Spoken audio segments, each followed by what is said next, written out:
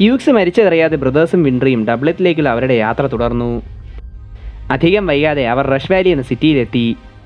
ആ സിറ്റി മുഴുവൻ automobile spare parts നിറച്ചു വച്ചിരിക്കുകയാണ്. എല്ലായിടത്തും ഓട്ടോമൊബൈൽ ബോഡി പാർട്സ് ധരിച്ച ആൾക്കാരെ കാണാം.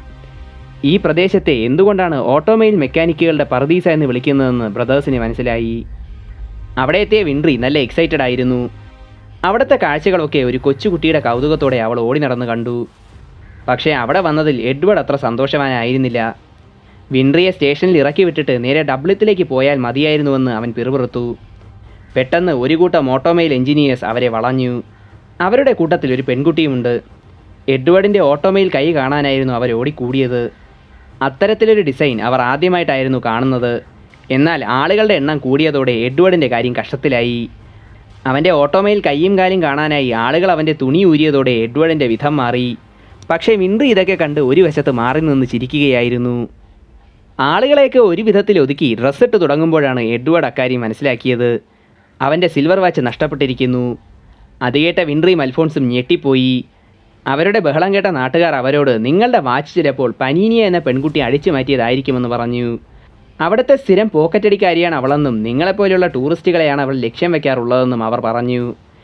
അവളെ എങ്ങനെ കണ്ടെത്താനാകുമെന്ന് എഡ്വേർഡ് അവരോട് ചോദിച്ചപ്പോൾ അവൻ്റെ ഓട്ടോമൊബൈൽ കൈ ഒരിക്കൽ കൂടി കാണിച്ചു തന്നാൽ അവളെപ്പറ്റി പറയാമെന്ന് അവർ മറുപടി പറഞ്ഞു.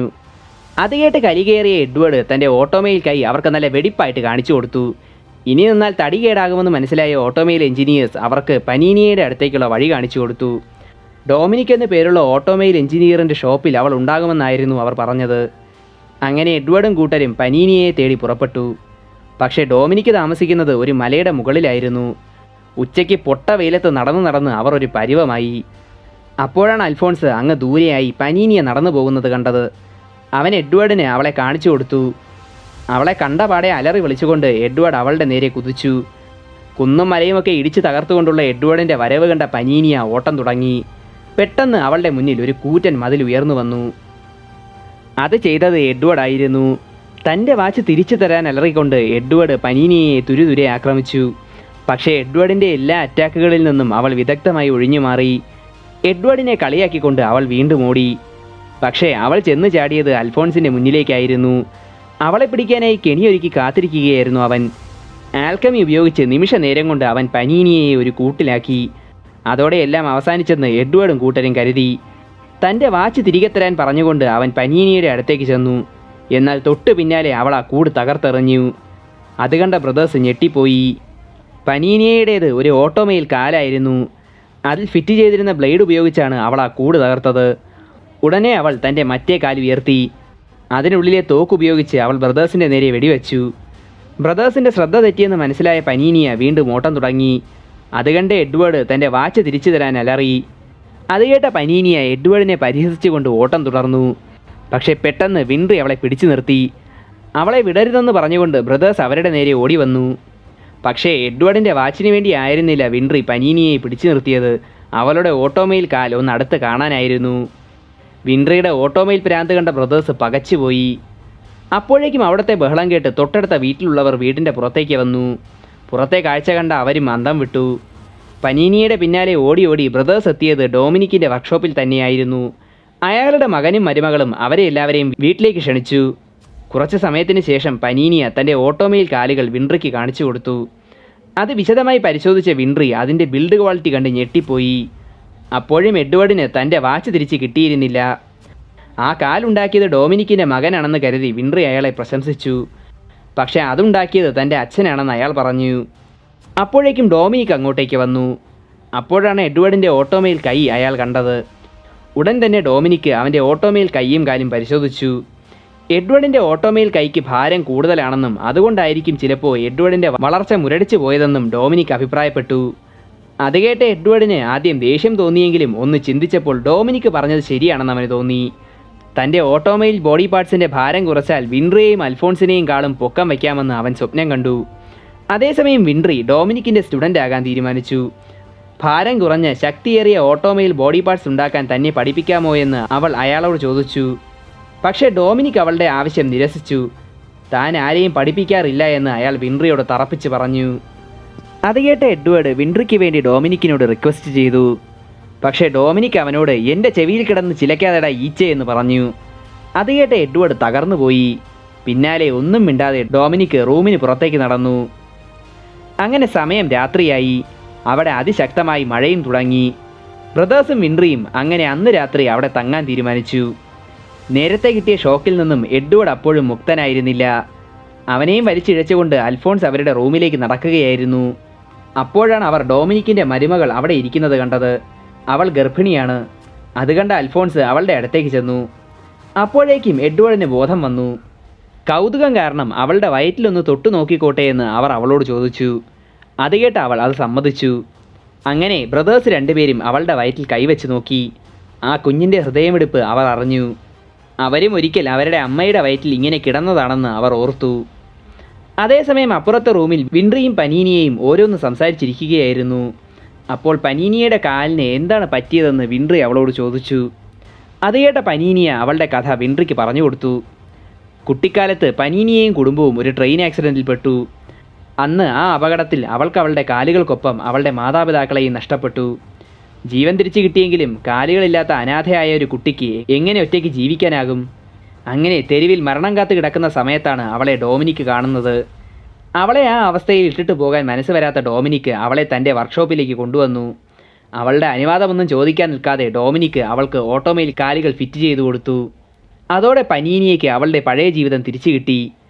തൻ്റെ ജീവൻ രക്ഷിച്ച ഡൊമിനിക്കിനോട് തനിക്ക് തീർത്താൽ തീരാത്ത നന്ദിയുണ്ടെന്നും ചെയ്തു തന്ന ഉപകാരങ്ങൾക്ക് താൻ എന്തെങ്കിലും അദ്ദേഹത്തിന് പ്രതിഫലം നൽകുമെന്നും അവൾ വിൻട്രിയോട് പറഞ്ഞു. അത് കേട്ട വിൻട്രി അവളോട് ഡൊമിനിക്കിന് പ്രതിഫലം കൊടുക്കാനാണോ അവൾ മോഷ്ടിക്കാൻ ഇറങ്ങിയതെന്ന് ചോദിച്ചു. അത് കേട്ട പനീനിയെ ഞെട്ടിപ്പോയി. അവൾക്ക് കാലുകൾ കൊടുത്തത് ഇങ്ങനെ ഒരു കള്ളിയാകാനല്ലെന്നും ആ കാലുകൾ കൊണ്ട് അധ്വാനിച്ച് ജീവിച്ച് കാണിക്കുകയാണ് അവൾക്ക് ചെയ്യാൻ സാധിക്കുന്ന ഏറ്റവും വലിയ പ്രത്യുപകാരമെന്നും വിൻട്രി അവളോട് പറഞ്ഞു. അത് ശരിയാണെന്ന് തോന്നിയ പനീനിയ തൻ്റെ തെറ്റ് തിരുത്താൻ തീരുമാനിച്ചു. അതിൻ്റെ തുടക്കമായി എഡ്വേർഡിൻ്റെ വാച്ച് അവനെ തിരിച്ചു കൊടുക്കാൻ അവൾ തയ്യാറായി. പക്ഷേ അപ്പോഴാണ് എഡ്വേർഡിൻ്റെ വാച്ച് തുറക്കാനാകുന്നില്ല എന്ന് അവൾ മനസ്സിലാക്കിയത്. താൻ കാരണം അതെങ്ങാനും ചീത്തയായി പോയോ എന്ന് അവൾ ചിന്തിച്ചു.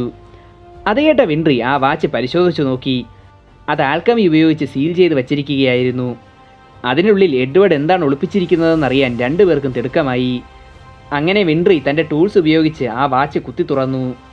അത് തുറന്നു നോക്കി അവർ ആ വാച്ചിൻ്റെ അടപ്പിൽ എന്തോ എഴുതിയിരിക്കുന്നത് കണ്ടു. അതിൽ ഒരു തീയതിയായിരുന്നു എഴുതിയിരുന്നത്. അത് കണ്ട വിൻട്രിയുടെ കണ്ണുകൾ നിറഞ്ഞു. ആ വാച്ച് പനീനിയയ്ക്ക് കൊടുത്തിട്ട് അത് എഡ്വേർഡിന് തിരികെ നൽകാൻ അവൾ പറഞ്ഞു. ഡൊമിനിക്കിനോട് തന്നെ ശിഷ്യയായി സ്വീകരിക്കാൻ ഒരിക്കൽ കൂടി അഭ്യർത്ഥിക്കുമെന്ന് അവൾ തീരുമാനിച്ചു. അവൾ നേരെ ഡൊമിനിക്കിൻ്റെ റൂമിലേക്ക് ചെന്ന് വാതിലിൽ മുട്ടി. അപ്പോൾ പെട്ടെന്ന് അവിടേക്ക് എഡ്വേർഡ് ഓടി വന്നു. അവൻ നല്ലപോലെ കിതയ്ക്കുന്നുണ്ടായിരുന്നു. കിതച്ചുകൊണ്ട് തന്നെ അവൻ അവളോട് എന്തോ പറയാൻ നോക്കി. പക്ഷേ അവൻ എന്താണ് പറയുന്നതെന്ന് വിൻട്രിക്ക് പിടികിട്ടിയില്ല. അത് കണ്ട എഡ്വേർഡ് ഡൊമിനിക്കിൻ്റെ മരുമകൾക്ക് പ്രസവവേദന തുടങ്ങിയെന്ന് അലറി വിളിച്ച് പറഞ്ഞു. അത് കേട്ട വിൻട്രിയും ഞെട്ടിപ്പോയി. അപ്പോഴും പുറത്ത് മഴ തകർത്ത് പെയ്യുകയായിരുന്നു. ഈ കാലാവസ്ഥയിൽ അവളെ ആശുപത്രിയിലേക്ക് കൊണ്ടുപോകാനാകില്ലെന്ന് മനസ്സിലായ ഡൊമിനിക് ഡോക്ടറിനെ അങ്ങോട്ടേക്ക് കൂട്ടിക്കൊണ്ടുവരാനായി ടൗണിലേക്ക് പോകാൻ തീരുമാനിച്ചു. അങ്ങനെ കുതിരപ്പുറത്ത് കയറി ആ പേമാരിയിലൂടെ ഡൊമിനിക് ആശുപത്രിയിലേക്ക് കുതിച്ചു. അതേസമയം അകത്ത് ഡൊമിനിക്കിൻ്റെ മകൻ അവളെ സമാധാനിപ്പിക്കാനുള്ള ശ്രമത്തിലായിരുന്നു. പക്ഷേ അപ്പോഴേക്കും അവൾക്ക് വേദന ഇരട്ടിച്ചു. അതുകണ്ട് എല്ലാവരും പാനിക്കായി. ഈ അവസ്ഥയിൽ എന്താണ് ചെയ്യേണ്ടതെന്ന് ആർക്കും അറിയില്ലായിരുന്നു. എല്ലാവരുടെയും അവസ്ഥ കണ്ട വിൻട്രി ഒരു തീരുമാനമെടുത്തു. ഡോക്ടറിൻ്റെ സഹായമില്ലാതെ തന്നെ അവളുടെ ഡെലിവറി നടത്തണമെന്ന് വിൻട്രി അവരോട് പറഞ്ഞു. അത് കേട്ട് എല്ലാവരും ഞെട്ടിപ്പോയി. ഇതിനു മുൻപ് ആരുടെയെങ്കിലും പ്രസവം എടുത്തിട്ടുണ്ടോ എന്ന് ഡൊമിനിക്കിൻ്റെ മകൻ വിൻട്രിയോട് ചോദിച്ചു.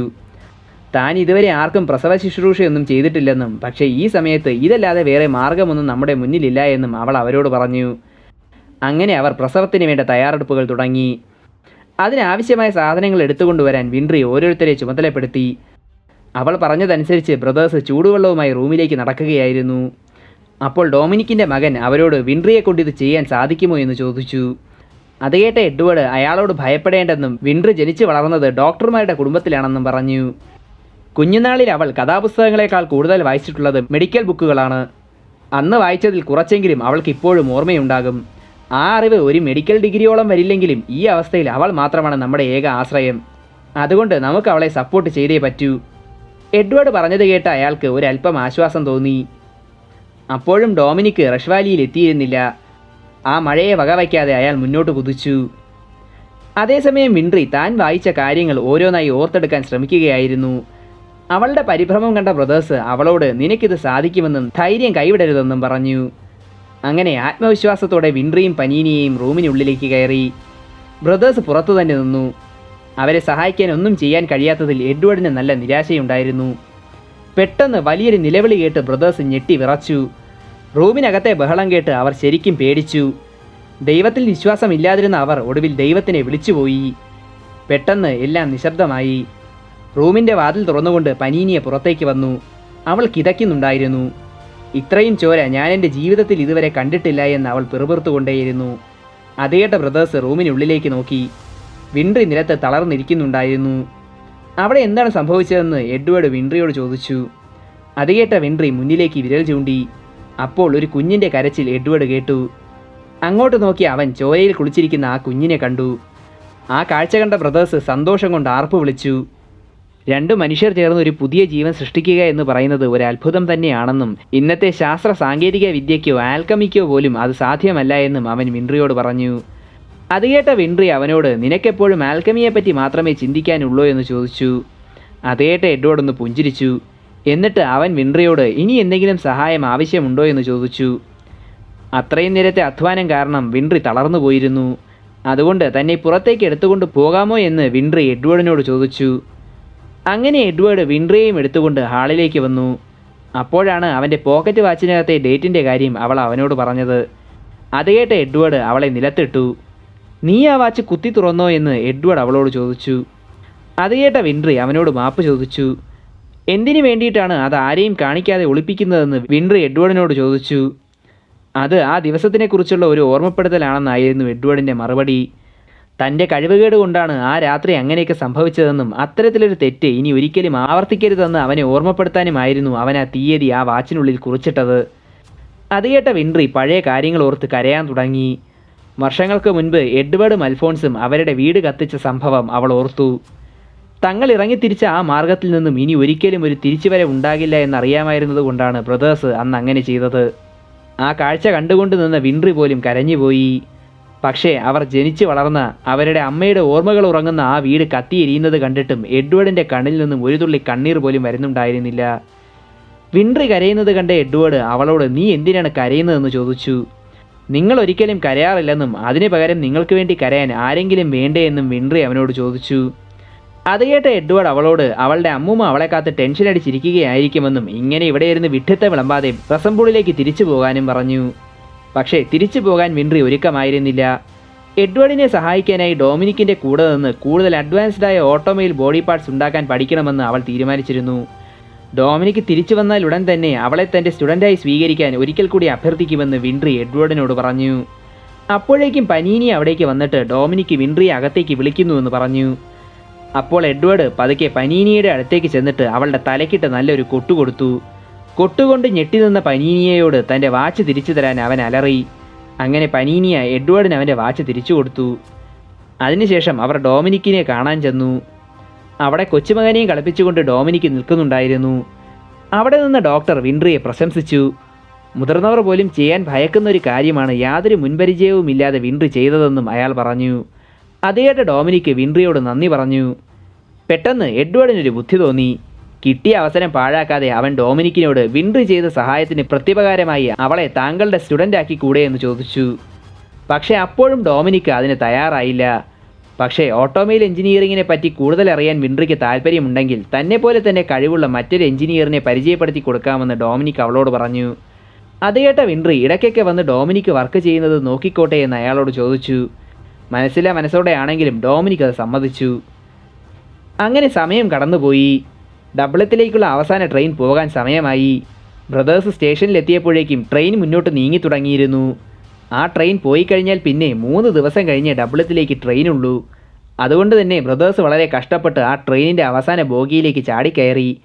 അവരുടെ പിന്നാലെ അവരെ യാത്രയാക്കാൻ വിൻട്രിയും പനീനിയെയും ഓടി വരുന്നുണ്ടായിരുന്നു. എത്രയും പെട്ടെന്ന് ഡൊമിനിക്കിൻ്റെ ഓട്ടോമൊബൈൽ എഞ്ചിനീയറിംഗ് ട്രിക്കുകൾ പഠിച്ചെടുത്ത് തനിക്ക് വേണ്ടി മികച്ച ഓട്ടോമൊബൈൽ ബോഡി പാർട്സ് തയ്യാറാക്കി തരാൻ വിൻട്രിയെ ഓർമ്മിപ്പിച്ച ശേഷം ബ്രദേഴ്സ് അവരോട് യാത്ര ചോദിച്ചു. അങ്ങനെ എഡ്വേർഡും അൽഫോൺസും ഡബ്ലത്തിലേക്കുള്ള തങ്ങളുടെ യാത്ര തുടർന്നു.